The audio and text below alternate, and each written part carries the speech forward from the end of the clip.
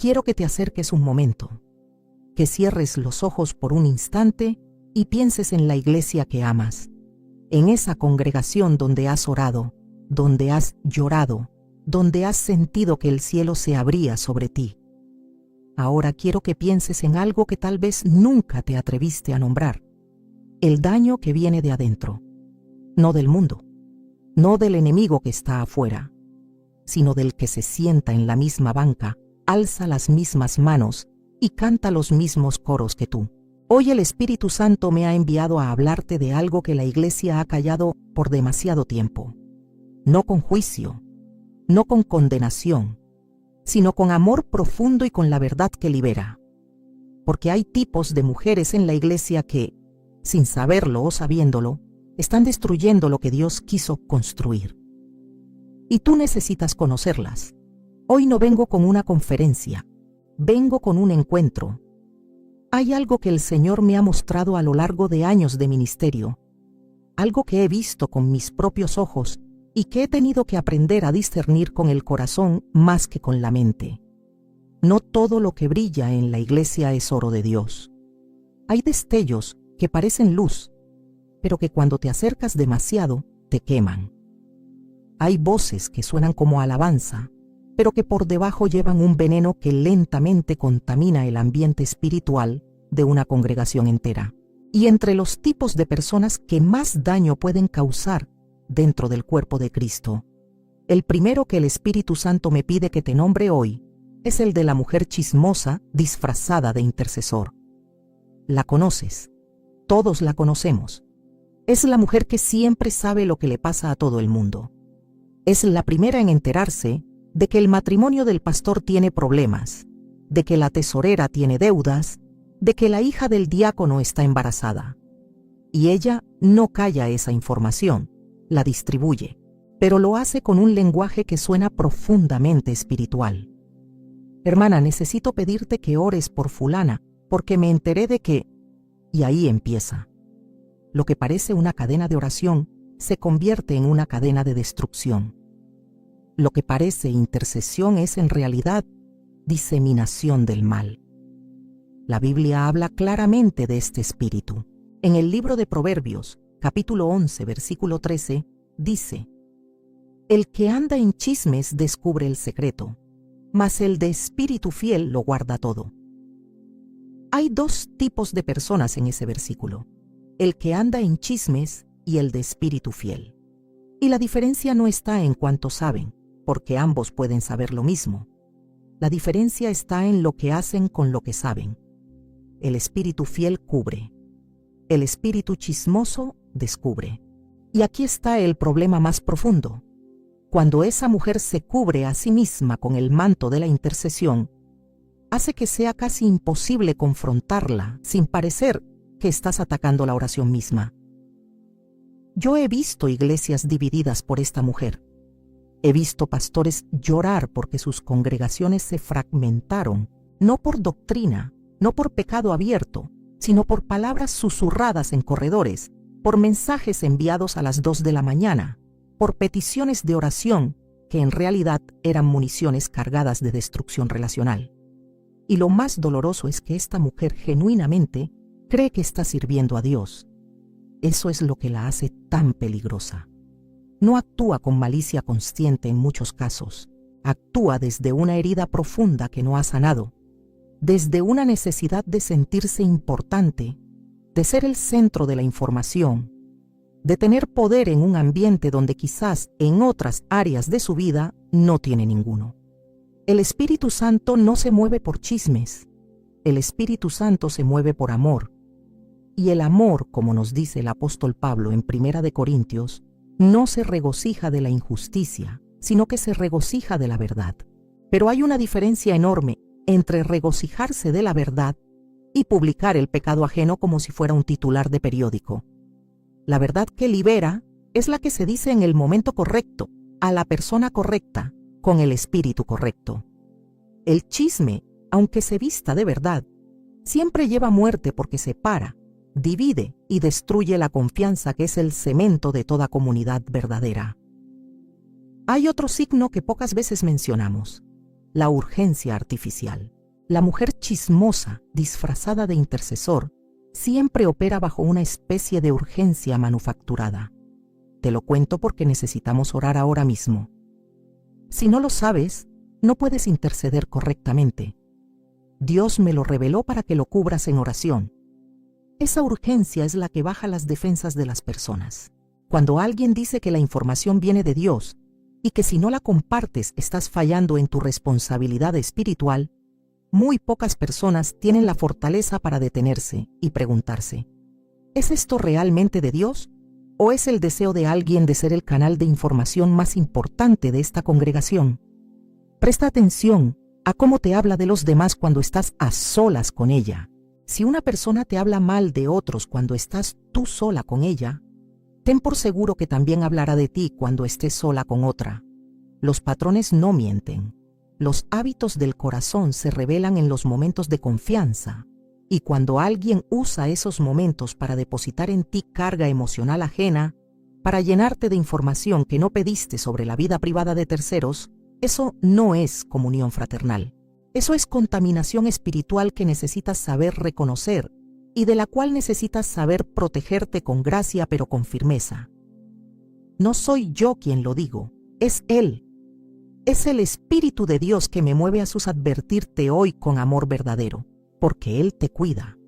Él conoce los entornos en los que te mueves, y Él quiere que sepas discernir qué tipo de espíritu está detrás de cada conversación.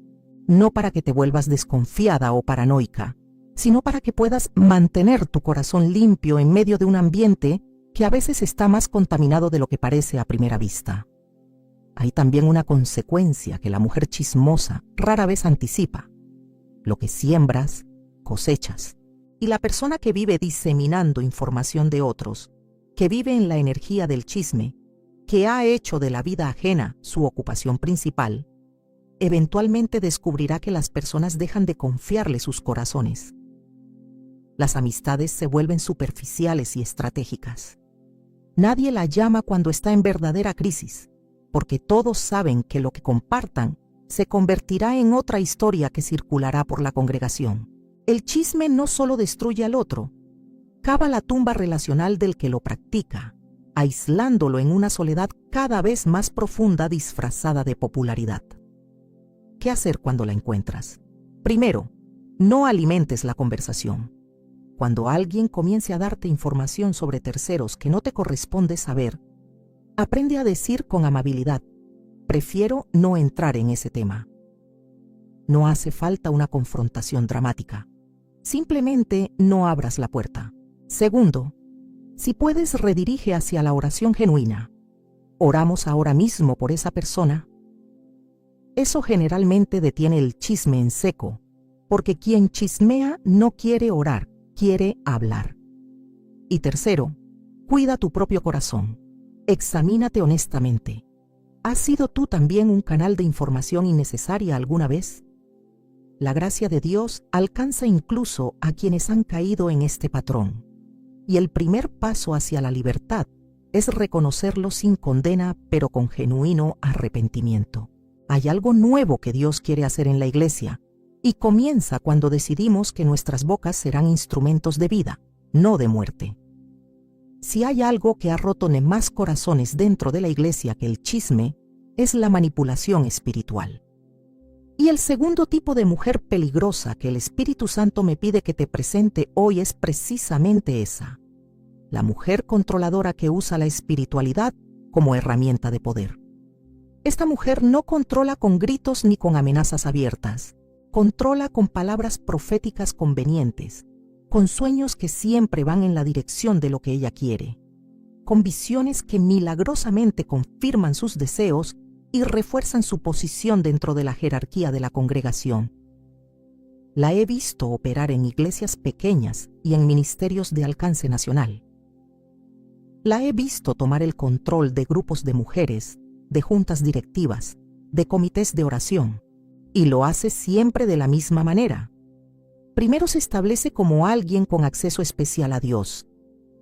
Ayuna más que nadie, ora más que nadie, tiene más revelaciones que nadie.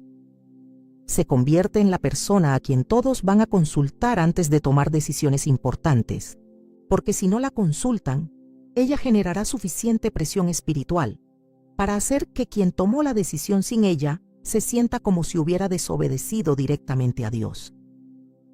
Recuerdo las palabras del profeta Ezequiel en el capítulo 13, versículo 18, donde Dios habla de mujeres que cosían vendas mágicas para las muñecas y hacían velos para las cabezas de las personas, con el propósito de atrapar almas. Y dice Dios: ¿cazáis las almas de mi pueblo? Es una imagen poderosa que quiero que te quede grabada. Hay un tipo de ministerio que en apariencia cubre, pero que en realidad atrapa, que en apariencia protege, pero que en realidad controla. Y cuando alguien intenta salir de esa cobertura, cuando intenta pensar por sí mismo o seguir lo que Dios le está mostrando directamente, la mujer controladora activa todos sus mecanismos: la culpa, el miedo, la profecía negativa, el distanciamiento calculado, la exclusión social sutil pero devastadora dentro del propio cuerpo de Cristo. Esta mujer tiene un radar increíble para detectar a personas vulnerables. Las mujeres que acaban de salir de una relación dañina, las que tienen heridas de autoridad que no han sanado, las que buscan desesperadamente guía espiritual porque han sido abandonadas o heridas en el pasado por personas en quienes confiaron. Esas son sus puertas de entrada preferidas, y no porque sea necesariamente malvada por naturaleza, sino porque ella misma fue herida de esa misma manera en algún momento de su historia. Y lo que aprendió fue que el control da seguridad. Nunca aprendió a confiar en Dios sin controlar a los que la rodean. Nunca experimentó una autoridad que la amara sin condiciones y sin manipulación, y así replicó lo único que conocía. El Espíritu Santo es el único que tiene derecho a liderar al pueblo de Dios. No soy yo, es Él. Y cuando alguien se interpone entre tú y esa voz directa del Espíritu, cuando alguien hace que dependas de su interpretación para conocer a Dios, cuando alguien convierte cada decisión de tu vida en una oportunidad de validar su propio acceso especial al cielo, eso no es ministerio, eso es usurpación. Jesús dijo en Juan capítulo 10 que sus ovejas oyen su voz, la voz del buen pastor.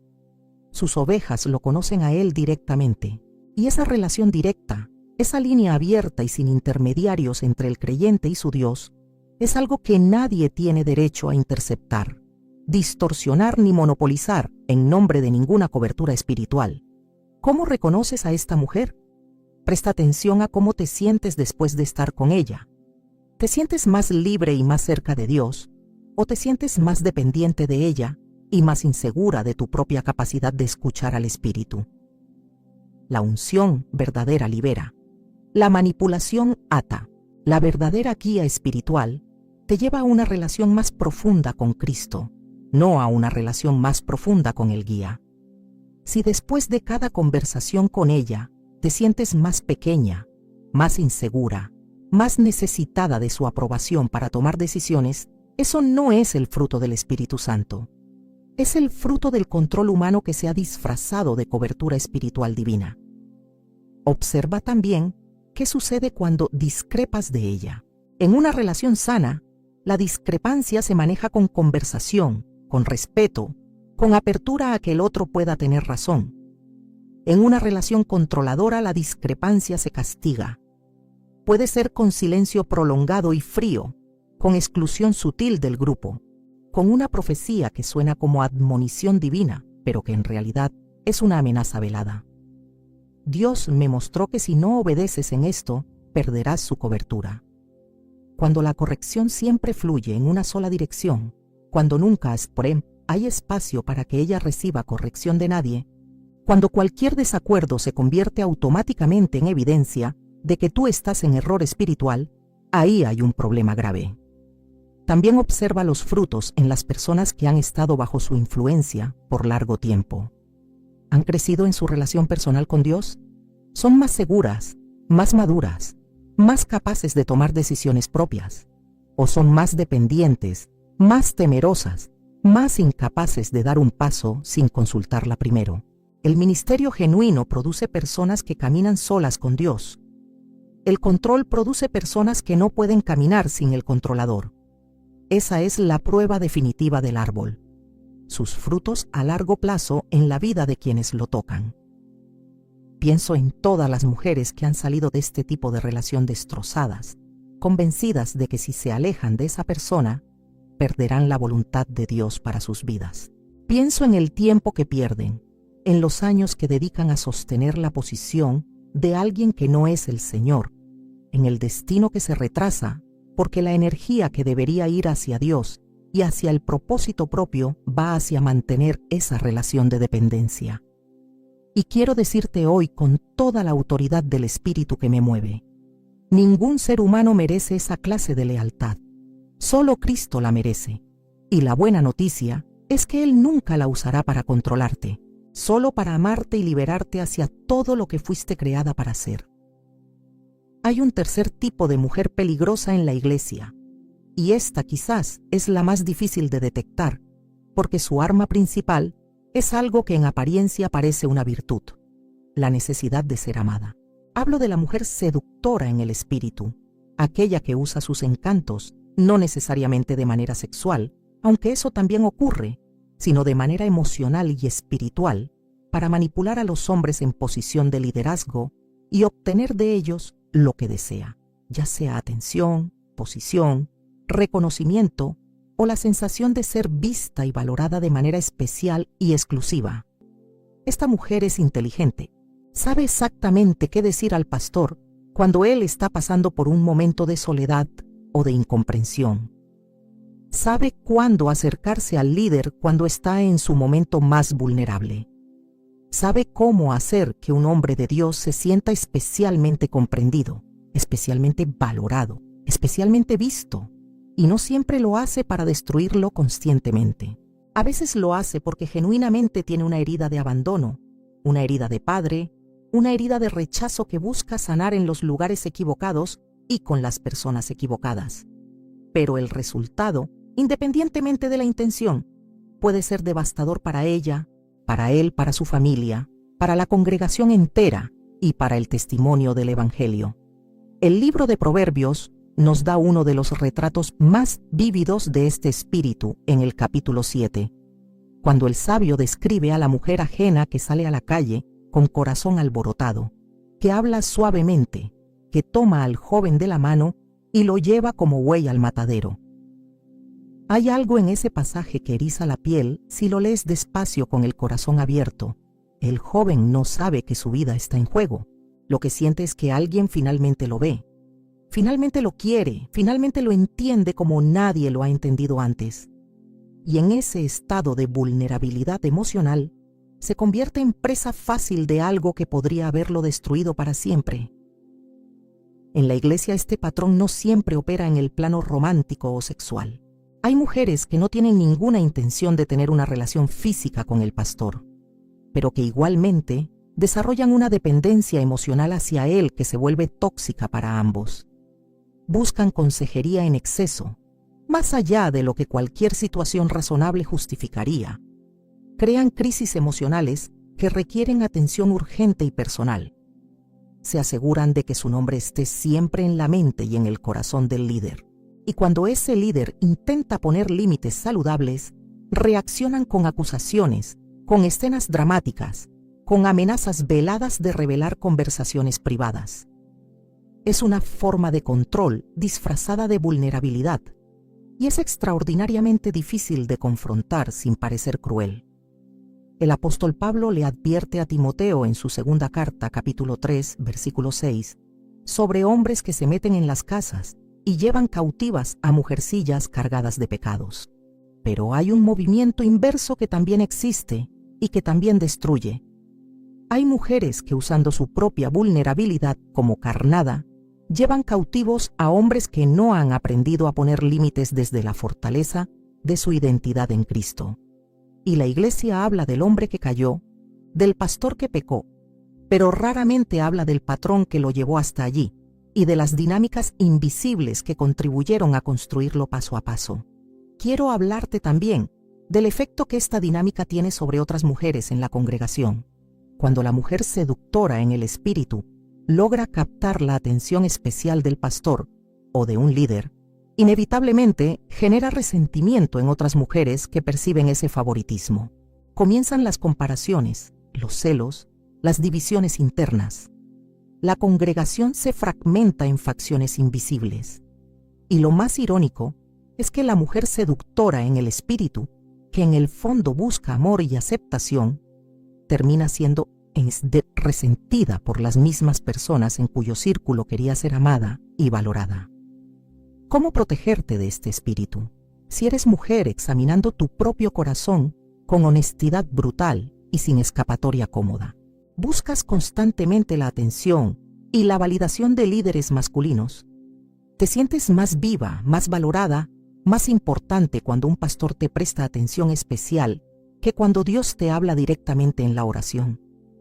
Has dependido emocionalmente de hombres en autoridad, de maneras que van más allá de lo que una relación ministerial sana permite. Si la respuesta es sí, no te condenes. Pero sí te invito a llevar esa necesidad directamente al Padre, que es el único que puede llenarla de una manera que no destruye ni a ti ni a quien te rodea. Las iglesias maduras tienen protocolos de protección para sus líderes. El pastor no debe atender individualmente, en privado y en repetidas ocasiones, a mujeres que muestran señales de dependencia emocional, no porque sea pecador, sino porque es humano. Y los humanos en posición de influencia necesitan protección estructural tanto como espiritual. Las iglesias que fingen que este problema no existe son las que terminan llorando tragedias evitables y públicas que dañan no solo a los involucrados, sino al testimonio del Evangelio ante el mundo que observa. El Señor me ha dado una imagen de esta mujer que quiero compartir contigo. Es la imagen de alguien que lleva un jarrón hermoso y elegante en sus manos, buscando por todos los ríos del mundo algo que lo llene. Prueba el río del reconocimiento humano, el río de la aprobación del pastor, el río de las relaciones que prometen llenar ese vacío. Y ninguno llena, ninguno puede llenar, porque ese jarrón fue diseñado por el alfarero para ser llenado solo con el agua que viene de él. Y hasta que esa mujer lo entienda, seguirá caminando de río en río con el jarrón vacío y el corazón más vacío todavía. Pero hay una fuente que no se agota, una fuente que Jesús le ofreció a la mujer samaritana junto al pozo de Jacob, diciéndole: «El que bebiere del agua que yo le daré, no tendrá sed jamás». Esa fuente está disponible hoy, en este momento, para cualquier mujer que decida dejar de buscar en los pozos del hombre lo que solo puede encontrar en el manantial de Dios. Quiero hablarte ahora de la cuarta mujer peligrosa en la iglesia, y esta es probablemente la que más silenciosamente ha destruido familias, matrimonios y destinos espirituales. La mujer crítica y amargada que ha convertido su dolor en teología. Esta es la mujer que en algún momento de su vida fue genuinamente herida, quizás por su esposo, por su padre, por un pastor que abusó de su confianza, por una iglesia que la abandonó en su momento de mayor necesidad, cuando más lo necesitaba. Y esa herida, en lugar de llevarla a los pies de la cruz y ser transformada allí, se fue enquistando, endureciendo, formando capas y capas de resentimiento hasta convertirse en una cosmovisión oscura que lo tiñe todo con el color permanente de la decepción y la desconfianza. Esta mujer ve el mundo a través de la lente de su dolor, y como su dolor es real porque Dios no lo minimiza y yo tampoco lo hago, tiene cierta autoridad emocional para hablar. Nadie puede decirle que está equivocada sin sentir que está atacando su sufrimiento legítimo. Así que ella habla y la gente escucha, y lentamente va sembrando una visión de Dios, de los hombres, de la iglesia y del matrimonio que está más construida sobre sus heridas que sobre la palabra que libera. No lo hace con intención maliciosa en la mayoría de los casos. Lo hace porque eso es lo que ve desde donde está parada. El problema es que desde donde está parada, la vista está completamente distorsionada por el dolor no sanado. La encontramos en los grupos de mujeres de la iglesia, liderando conversaciones donde todas terminan más heridas y más desconfiadas que cuando llegaron. La encontramos en los talleres de matrimonio, aportando experiencias reales que funcionan como argumentos sólidos contra la esperanza de cualquier matrimonio feliz. La encontramos en los grupos de oración, convirtiendo el tiempo de intercesión en sesiones de queja colectiva, donde la lista de agravios es considerablemente más larga que la lista de peticiones a Dios. Y las mujeres más jóvenes, las que todavía no han formado completamente su cosmovisión espiritual, las que todavía están buscando modelos de cómo relacionarse con Dios y con la vida, absorben esa amargura como esponja sin saber que están bebiendo veneno de una fuente que tiene el sabor de la sabiduría pero los efectos del veneno. La carta a los Hebreos, en su capítulo 12, versículo 15, dice con una claridad que me detiene cada vez que lo leo. Mirad bien, no sea que alguno deje de alcanzar la gracia de Dios, que brotando alguna raíz de amargura os estorbe y por ella muchos sean contaminados. Nota el lenguaje que usa el Espíritu Santo. Raíz, contaminación, muchos. Una sola raíz, una sola persona. Pero la contaminación se extiende a muchos. Así opera la amargura dentro del cuerpo de Cristo.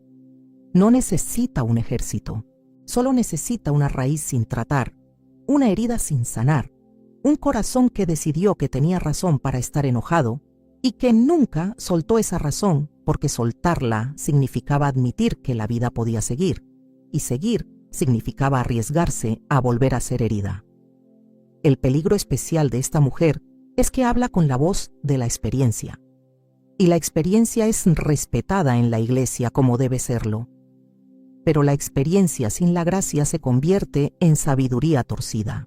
Cuando alguien ha sufrido genuinamente y habla desde ese sufrimiento sin haber pasado por el proceso de la redención y la sanidad, puede convencer a otros de que el sufrimiento es el destino natural, de que la decepción es inevitable e inevitable siempre, de que la esperanza es simplemente ingenuidad disfrazada de fe.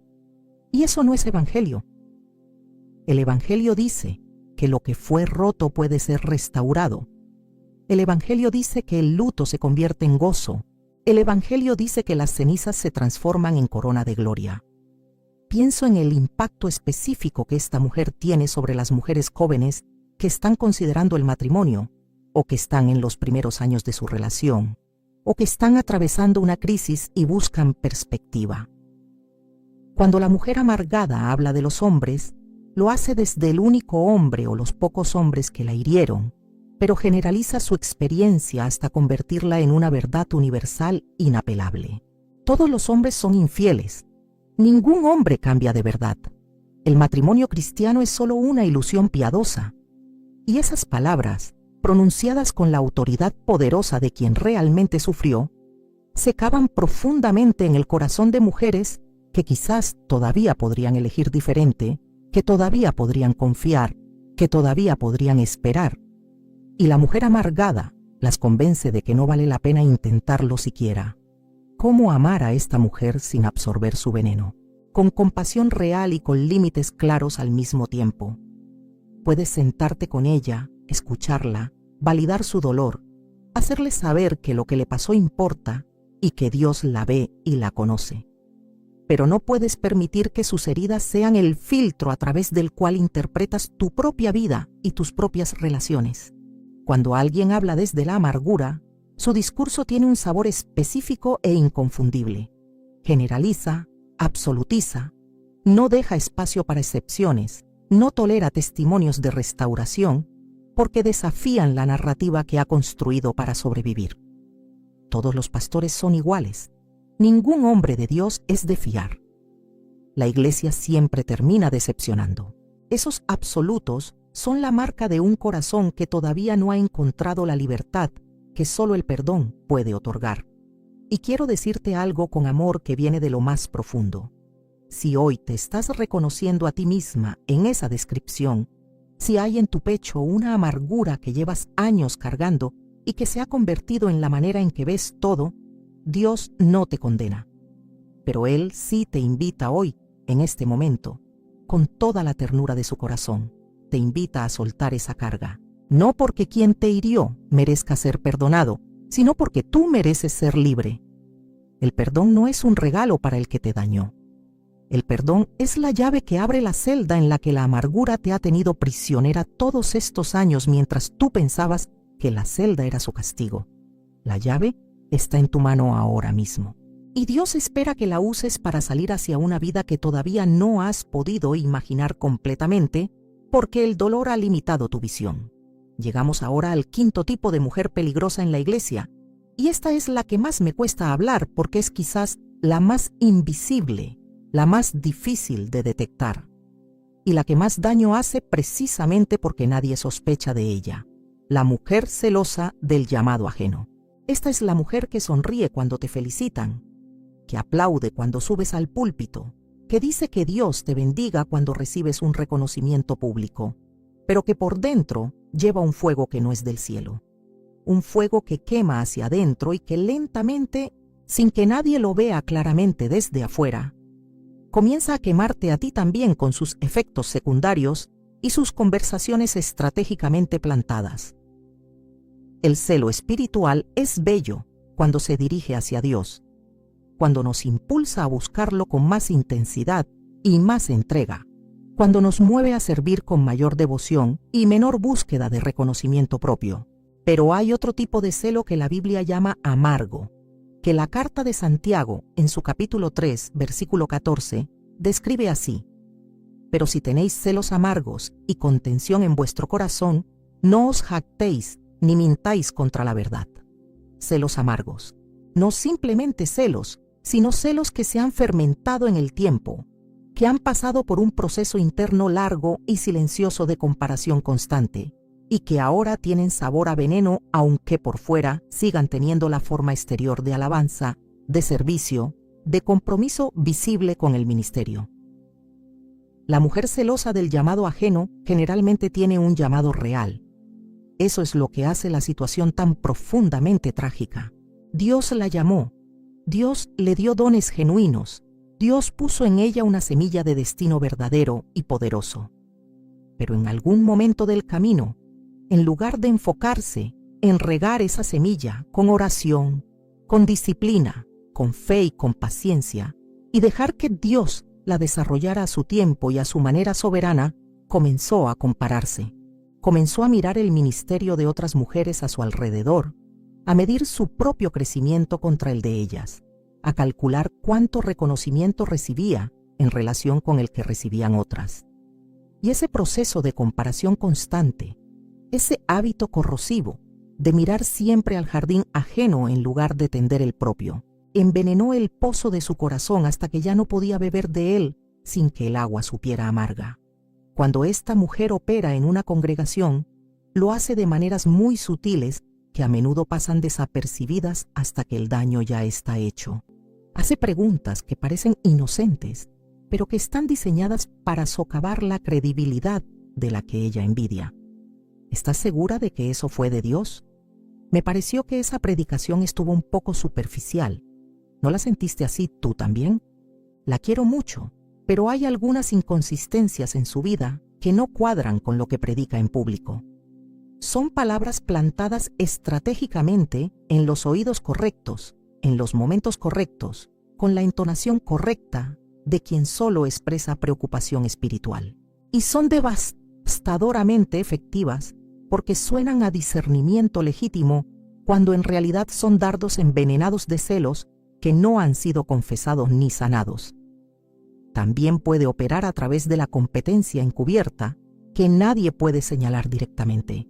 Siempre tiene que hacer algo ligeramente mejor que tú. Si predicas bien, ella predica mejor. Si te vistes con gracia, ella se viste con más gracia.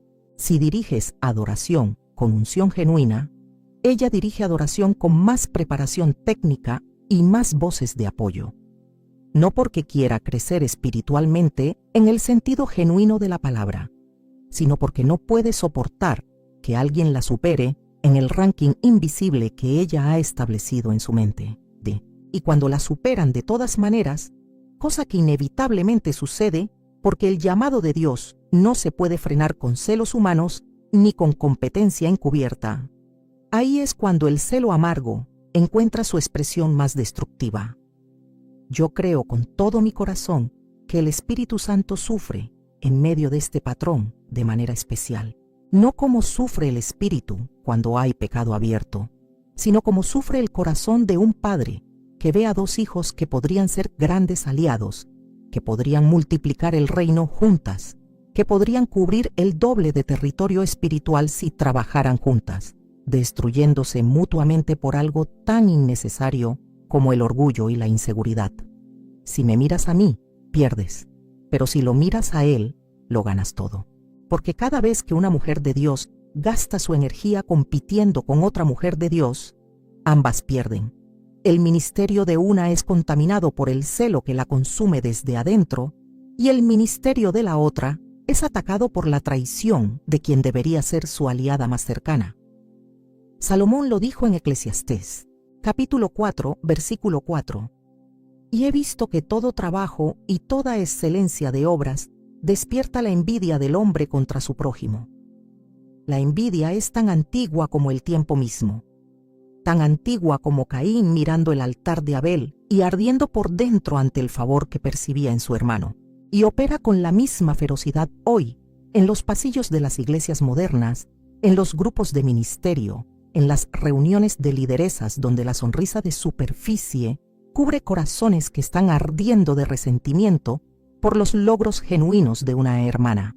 El primer paso hacia la libertad del celo es la honestidad radical con Dios, no con el pastor, no con la consejera, con Dios primero en la intimidad de tu cuarto de oración. Porque el celo vive en la oscuridad y crece en el silencio, y solo puede ser sanado cuando lo sacas a la luz de la presencia de Él y dices sin rodeos: Señor, tengo envidia de mi hermana, tengo celos de su ministerio, duele ver su crecimiento cuando el mío parece más lento, y sé que eso no es de ti. Ese momento de honestidad sin adornos es el comienzo real de la libertad, y el segundo paso es volver a tu propio llamado con decisión renovada, volver a la semilla que Dios puso en ti, y decidir que vas a regarla con tanta devoción, con tanta oración y con tanta fidelidad al proceso, que no tendrás tiempo ni energía de mirar lo que está creciendo en el jardín de tu hermana, porque Dios tiene suficiente gloria para todas. Él no distribuye el reconocimiento como un pastel finito, donde si alguien recibe una rebanada más grande, tú recibes una más pequeña. El reino de Dios no opera con escasez, opera con abundancia sobrenatural. Y todo lo que Dios tiene para ti, llegarás a recibirlo a su tiempo exacto, en su manera perfecta, en el momento que Él determinó desde antes que el mundo fuera creado. Hay una sexta mujer en la iglesia cuya peligrosidad radica en algo que a primera vista parece una fortaleza espiritual admirable y digna de respeto: su conocimiento profundo de la palabra. Hablo de la mujer religiosa, la doctrinera rígida, aquella que ha convertido la teología en un muro en lugar de un puente, que usa el conocimiento bíblico no para acercar almas a Cristo, sino para mantenerlas a distancia, para juzgarlas con implacable precisión, para clasificarlas en categorías de aprobados y reprobados, para descalificarlas según un estándar que ella ha establecido unilateralmente como la medida correcta de la espiritualidad verdadera. Es la mujer que sabe más versículos que nadie, pero que ha perdido por completo el espíritu de quien los escribió. La encontramos en las clases de escuela dominical, donde su tono es más de fiscal que de maestra tierna. En los retiros de mujeres, donde su misión parece ser identificar errores doctrinales en las demás, en lugar de encontrar los lugares de gracia donde Dios quiere tocar y sanar. En las conversaciones de café, donde analiza con precisión casi quirúrgica los defectos espirituales de quienes la rodean, sin ninguna de la ternura que caracterizaría a alguien que verdaderamente ha sido tocado y transformado por el amor de Dios. Ella sabe la doctrina de la gracia, pero no la practica con quienes la rodean. Conoce los versículos sobre el amor, pero no los vive en las conversaciones cotidianas. Ha estudiado la misericordia de Dios, pero no la extiende a quien está frente a ella con sus preguntas torpes y sus teologías imperfectas y su fe recién nacida que todavía tropeza. Jesús tuvo sus enfrentamientos más duros y más públicos no con los pecadores abiertos, sino con los religiosos que conocían la letra perfectamente. Los fariseos conocían la Torá de memoria completa, cumplían los rituales con precisión milimétrica, pagaban el diezmo incluso de las especias más pequeñas y menos significativas de su jardín. Y sin embargo, Jesús les dijo palabras que hielan la sangre cuando las lees en Mateo 23. ¡Ay de vosotros, escribas y fariseos hipócritas! Porque recorréis mar y tierra para hacer un prosélito, y una vez hecho, le hacéis 2 veces más hijo del infierno que vosotros. El problema no era que supieran mucho, el problema era que su conocimiento había producido orgullo en lugar de humildad, dureza en lugar de ternura, exclusión sistemática en lugar de bienvenida generosa, condena automática en lugar de redención esperanzadora. La mujer doctrinera rígida hace exactamente lo mismo en los pasillos de la iglesia moderna. En su presencia, las personas nuevas en la fe no se sienten bienvenidas, se sienten evaluadas y encontradas deficientes antes de tener la oportunidad de crecer. Las que han caído no se sienten restauradas con amor, se sienten sentenciadas sin posibilidad de apelación, como si la gracia tuviera un límite que ella conoce mejor que Dios. Las que preguntan con honestidad sobre su fe y sus dudas no se sienten honradas en su búsqueda, se sienten juzgadas por su ignorancia teológica. Y así, una por una, va alejando del cuerpo de Cristo a personas que podrían haber encontrado vida abundante, pero que en cambio encontraron un tribunal vestido de Biblia y un juicio disfrazado de enseñanza santa. Pablo le escribió a los Corintios, en su primera carta, capítulo 8, versículo 1, algo que debería estar grabado en la pared de toda sala de estudio teológico. El conocimiento envanece, pero el amor edifica. 4 palabras en español que contienen una verdad de proporciones eternas. El conocimiento, sin amor que lo temple y lo dirija, produce vanidad espiritual, no santidad genuina, no profundidad espiritual real, solo la ilusión de estar más cerca de Dios, porque conoces más sobre Él, como si conocer todo sobre el mar fuera lo mismo que saber nadar en él, como si memorizar el mapa fuera lo mismo que haber hecho el viaje con los pies polvorientos y el corazón abierto a la sorpresa. Hay algo más que quiero que notes sobre esta mujer, porque es esencial para entenderla con compasión. Ella generalmente tiene miedo. Detrás de la rigidez doctrinal, detrás de la certeza inflexible que parece tan segura, detrás de la necesidad de clasificar todo en categorías precisas de correcto e incorrecto, hay a menudo un terror profundo a la ambigüedad, a la duda legítima, al misterio glorioso de un Dios que no puede ser contenido completamente en ningún sistema teológico humano, por sofisticado que sea. La rigidez es su forma de mantener el control sobre algo que en realidad no puede controlarse. Y así como la mujer controladora usa la profecía para manejar el futuro que le aterra, la doctrinera rígida usa la teología para manejar la realidad espiritual, para reducirla a un tamaño que pueda administrar desde su posición de experta autodesignada. El remedio para esta mujer no es más conocimiento doctrinal, no es otro libro de teología sistemática, es un encuentro genuino con el Dios vivo que habita infinitamente más allá de todos los sistemas teológicos que se han escrito sobre él a lo largo de la historia. Es pararse, como lo hizo Isaías, ante la presencia del Santo y decir: «Ay de mí, que soy muerto, porque siendo hombre de labios inmundos, han visto mis ojos al Rey, al Señor de los ejércitos». Ese tipo de encuentro produce humildad, que no puede fabricarse con voluntad propia. Produce apertura al misterio, produce la conciencia sanadora de que lo que sabemos sobre Dios es infinitamente menor de lo que Él es en realidad, y que esa brecha enorme debería llevarnos a la maravilla permanente y no a la arrogancia del que cree haberlo comprendido. Si tú conoces a esta mujer en tu congregación, ora por ella con genuino amor antes de hacer cualquier otra cosa. No la enfrentes con argumentos doctrinales, porque en ese terreno ella siempre tendrá más munición preparada y más tiempo de práctica que tú. Enfréntala con amor que no puede refutar, porque no tiene argumento contra la bondad genuina y consistente.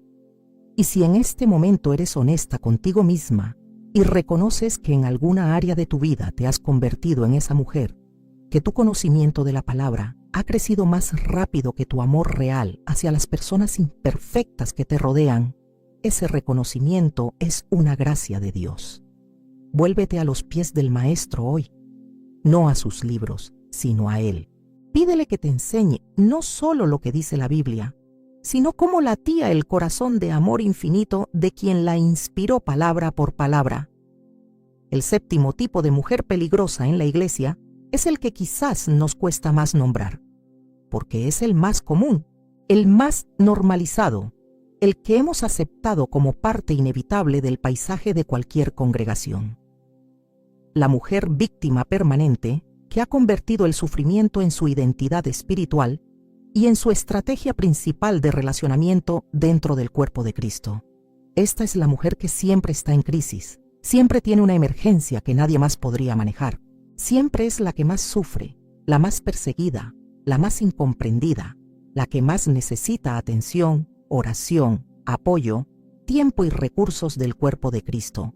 Y aquí es donde necesito que me escuches con el corazón abierto y la mente dispuesta a la incomodidad honesta, porque lo que voy a decir puede malinterpretarse si no lo escuchas completo. No estoy hablando de mujeres que realmente están sufriendo y necesitan la ayuda genuina de sus hermanas.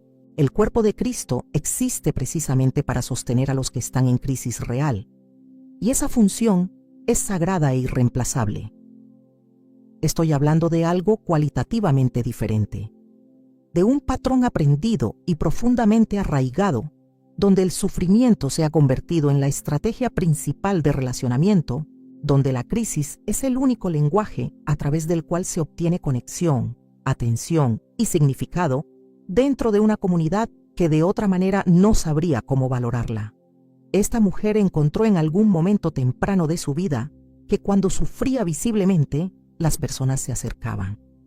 Que cuando estaba bien y funcionando normalmente, nadie la llamaba ni la buscaba. Que cuando era fuerte e independiente, nadie la veía con atención especial. Que sus momentos de crisis eran los únicos momentos en que el cuerpo de la iglesia le prestaba la atención profunda y sostenida que el hambre de su corazón anhelaba. Y así, sin quizás haberlo decidido conscientemente en un momento específico, aprendió que la vulnerabilidad extrema y la crisis constante eran las únicas formas disponibles de no estar sola, de ser vista, de importar en un mundo que parecía haberla ignorado cuando no necesitaba nada. El texto que me viene al corazón para esta parte es uno que muchos conocen pero que pocas veces se aplica en este contexto específico. Es Juan capítulo 5 versículo 6, cuando Jesús se encuentra al paralítico en el estanque de Betesda y le hace una pregunta que a primera vista parece completamente innecesaria. ¿Quieres ser sano? ¿Por qué le pregunta eso a alguien que lleva 38 años en esa condición? ¿No es obvio que quiere sanar? Pero Jesús conoce el corazón humano con una profundidad que va mucho más allá de lo que cualquier psicología puede alcanzar. Y sabe que hay personas que en algún nivel profundo se han adaptado tan completamente a su condición que la sanidad les aterroriza, porque la sanidad requiere responsabilidad nueva. La sanidad significa que ya no puedes depender de que otros te carguen. La sanidad significa que tienes que levantarte y caminar tú sola. Y esa caminata asusta profundamente cuando llevas décadas sin hacerlo. La mujer víctima permanente, cuando se le ofrece una solución real y concreta a sus problemas, a menudo tiene siempre una razón específica por la que esa solución particular no funcionará en su caso único. Cuando se le da consejería profesional, la abandona antes de completar el proceso, porque el proceso requiere cambios que la asustan. Cuando se le da apoyo económico de la iglesia, vuelve a estar en la misma situación financiera en poco tiempo, porque los patrones de pensamiento que generan la crisis no han cambiado. Cuando se le dan herramientas espirituales claras para crecer y moverse hacia adelante, no las aplica porque aplicarlas significaría comenzar a moverse hacia un lugar donde ya no necesita ser sostenida constantemente. Y cuando la Iglesia, en nombre del amor y de la misericordia, sigue proveyendo atención, recursos y energía sin nunca confrontar ese patrón subyacente, no está ayudando a esa mujer a sanar. La está habilitando para permanecer enferma y estancada. El peligro que esta mujer representa para la Iglesia no es solo el agotamiento genuino que produce en quienes intentan ayudarla, aunque ese agotamiento es real y tiene consecuencias serias en los líderes y en las personas más compasivas de la congregación. Es que normaliza la identidad de víctima como una forma legítima y permanente de vida espiritual. Es que hace creer sutilmente a las mujeres más jóvenes que la fe no es suficiente para sacarte de la crisis, que la oración no tiene poder real para transformar tu circunstancia, que el Evangelio es una red de contención permanente y no una fuerza de transformación y de victoria verdadera. Hay también una dimensión de esta situación que raramente se menciona en la Iglesia por la incomodidad que genera. El impacto que este patrón tiene sobre los hijos de esta mujer cuando los tiene. Los hijos que crecen viendo a su madre como una víctima perpetua e impotente, aprenden que la vida es algo que le sucede a uno desde afuera, no algo que uno puede moldear activamente con las decisiones que toma. Aprenden que la identidad de víctima da poder social y atención, que el sufrimiento atrae el cuidado de los demás, que la impotencia es una forma válida y sostenible de existir. Y así el ciclo se reproduce generación tras generación con dolorosa precisión, a menos que alguien tenga el amor suficientemente valiente como para decir: hay una salida, hay una puerta que Jesús abrió, y está disponible ahora mismo si decides levantarte. Yo no puedo hacer nada, pero Él puede hacer todo, incluyendo sacarte de ese estanque donde has esperado demasiado tiempo, e impulsarte hacia una vida que hasta ahora solo has visto en tus sueños más privados y más enterrados. Levántate, toma tu lecho y anda. Esas son las palabras de Jesús al paralítico. No son palabras de juicio ni de impaciencia divina. Son palabras de liberación nacidas del amor más profundo que el universo ha conocido. Son la voz del único que puede ver más allá de tu historia completa de dolor y ver con claridad perfecta lo que tú puedes llegar a ser cuando decides dejar de identificarte con tu herida y empiezas a identificarte con la resurrección del que murió por ti y vive para interceder eternamente a tu favor. Hemos llegado al final de este camino juntas. Hemos hablado de 7 tipos de mujeres que el enemigo usa dentro de la Iglesia para sembrar confusión, división, herida y oscuridad. Y quiero que te quedes con algo muy claro antes de cerrar. Ninguna de estas mujeres es un monstruo. Ninguna nació para destruir el cuerpo de Cristo. Cada una de ellas llegó a ese lugar a través de un camino de dolor no sanado, de heridas no entregadas, de necesidades que nunca encontraron satisfacción en el único lugar donde podían ser verdaderamente satisfechas, en la presencia viva y transformadora de Dios. Pero hay una razón profunda por la que el Espíritu Santo me llevó a hablar de esto hoy, y no es para que salgas de aquí con una lista de sospechosas en tu congregación, con ojos entrecerrados mirando a cada hermana y preguntándote en cuál de estas 7 categorías encaja mejor. No, eso sería traicionar completamente el espíritu del mensaje.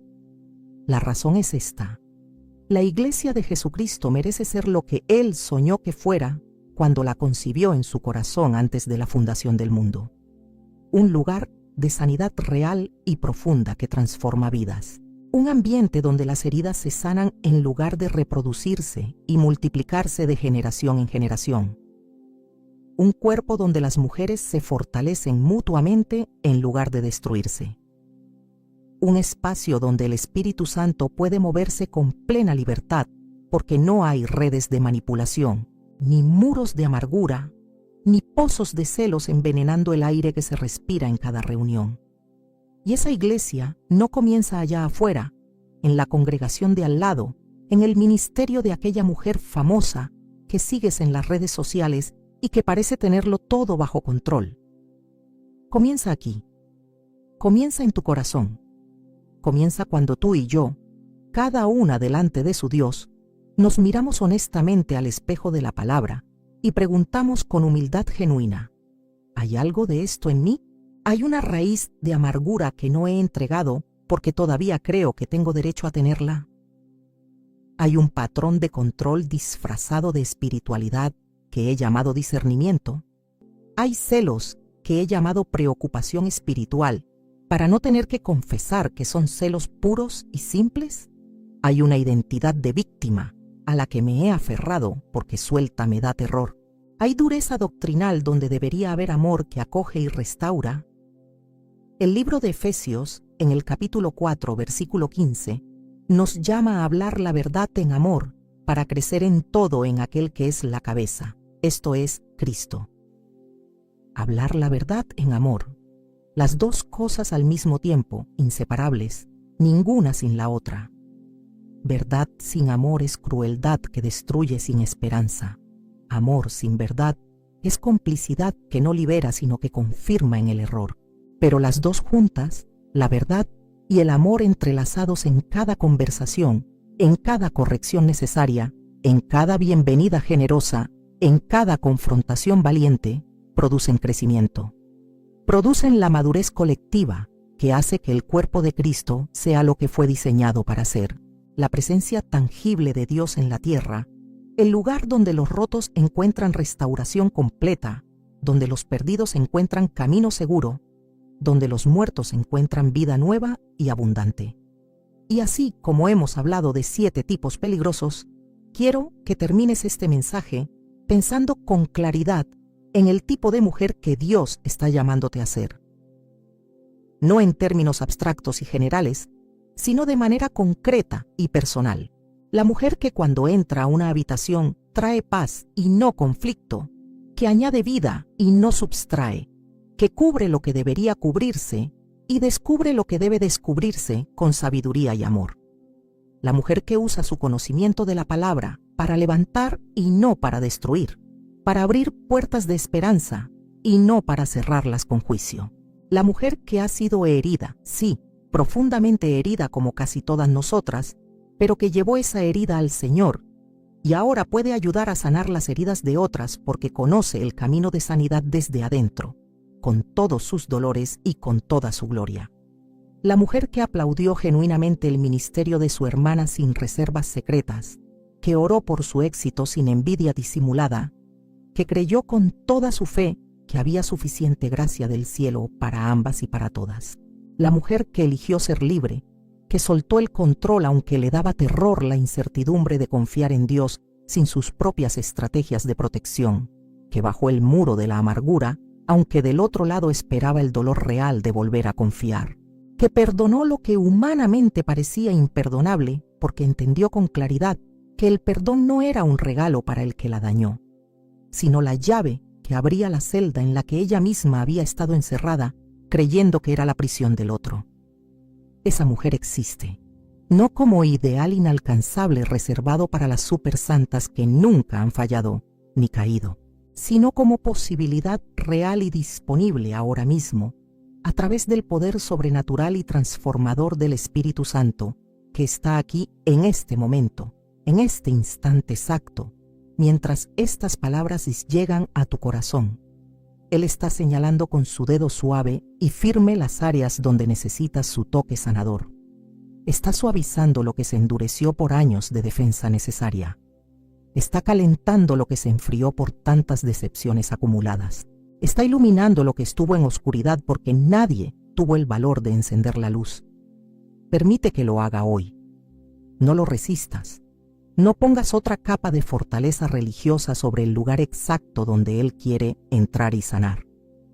Yo he visto lo que el Espíritu Santo hace con una mujer que se rinde completamente a Él sin condiciones ni reservas. Lo he visto con mis propios ojos a lo largo de décadas de ministerio. He visto amarguras de 20 años disolverse en una sola noche de encuentro genuino con la presencia de Dios.